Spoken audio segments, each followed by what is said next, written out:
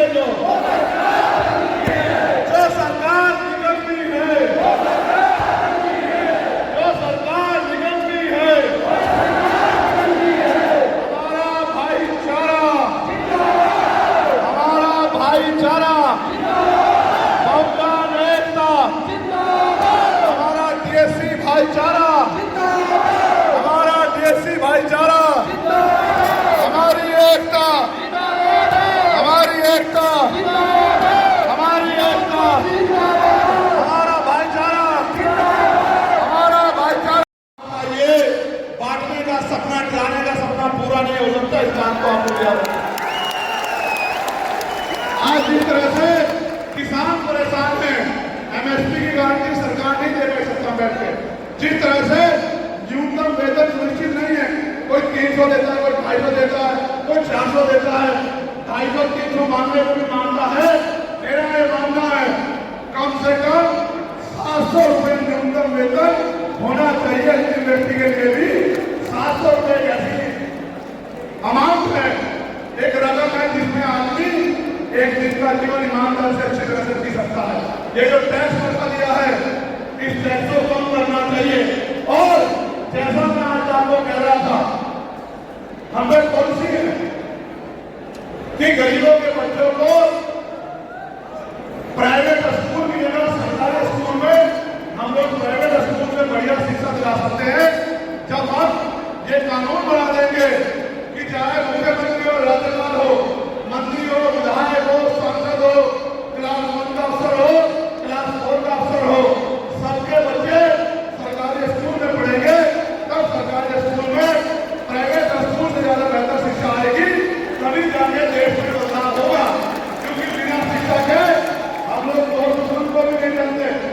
हमने पॉलिसी बनाई है कि जब हमें राज आ जाएगा तो हम लोग जितने भी सरकारी अस्पताल है उनकी काया पलट कर देंगे।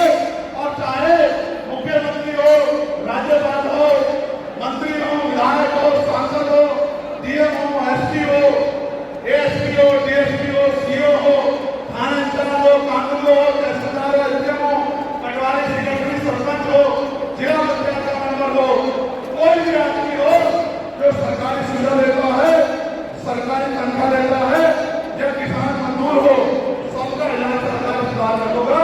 जिस दिन ऐसा हो जाएगा, इलाज की कमी गरीबों की जान नहीं जाएगी। मैं ये भी कहना चाहता हूँ बहुत जिम्मेदारी के साथ, अब समय आन पड़ा है कि हमें घर से निकल के भाईचारा बना के अपने दल को मजबूत करना पड़ेगा और अपने दल को मजबूत करके राजनीतिक ताकत अपने हाथ में लेके इस जनजाति की जिंदगी को सुधार करना पड़ेगा। आप ये बताओ, क्या महिलाओं पे हिंसा सरकार रोक पा रही है? क्या महिलाओं पे हिंसा सरकार रोक पा रही है? रोज अखबार पढ़ो, उत्तर प्रदेश का, कोलकाता का, हरियाणा का, दिल्ली का, राजस्थान का, मध्य प्रदेश का, पंजाब का, तो इतनी घटनाएं होती हैं। किसी बेटी का बलात्कार, किसी बेटी की हत्या, किसी बेटी को जला दिया, किसी बेटी को मार दिया। और यूपी में तो ये घटनाएं तेजी से बढ़ रही है। और अभी अभी फरुखाबाद में 2 बच्चों को मार के, नाबालिग बच्चों को लटका दिया गया और पुलिस ने उन परिवारों को कह दिया कि अगर एफआईआर लिखाओगे तो तुम्हें जेल भेज देंगे। फिर मैंने वहां के एसपी को फोन किया कि मैं परसों आ रहा हूं, तो आनंद में बुला के एफआईआर दर्ज करके कहा कि हम लोग गिरफ्तारी कर रहे हैं। ये तो अगर भीम आर्मी ना होती, आजाद समाज पार्टी ना होती, तो न्याय तो दूर की बात है, ये दल आपको जिनकी सरकार है दफ्तरों में भी नहीं घुसने देते इतनी बड़ी बड़ी घटनाओं पे। ये तो धन्यवाद करो भीम आर्मी आजाद समाज पार्टी का, भीम आर्मी आजाद समाज पार्टी के लड़ाके का, कि वो अपना काम जिम्मेदारी से अदा कर रहे हैं। मैं यहाँ से आपको कहना चाहता हूँ, मैं बहुत सारे चेहरे को देख रहा हूँ जो अपने अपने स्वार्थ में अपनी पार्टी के मान सम्मान को कम करते हैं, अपनी पार्टी को नुकसान पहुंचाने का काम करते हैं। मैं उनको भी कहना चाहता हूं, और कोई दल भी नहीं है जो गरीब के बेटे को टिकट देकर लड़ा दे। सारे लोग पैसे वालों के जैसी हैं। आजाद समाज पार्टी ऐसा दल है जहां से किसान मजदूर का बेटा भी कर्मचारी का वेतन विधायक और एमपी आने वाले समय बनेगा, इस बात की बात है। अब हमें 3 लक्ष्य हैं आगामी। पहला,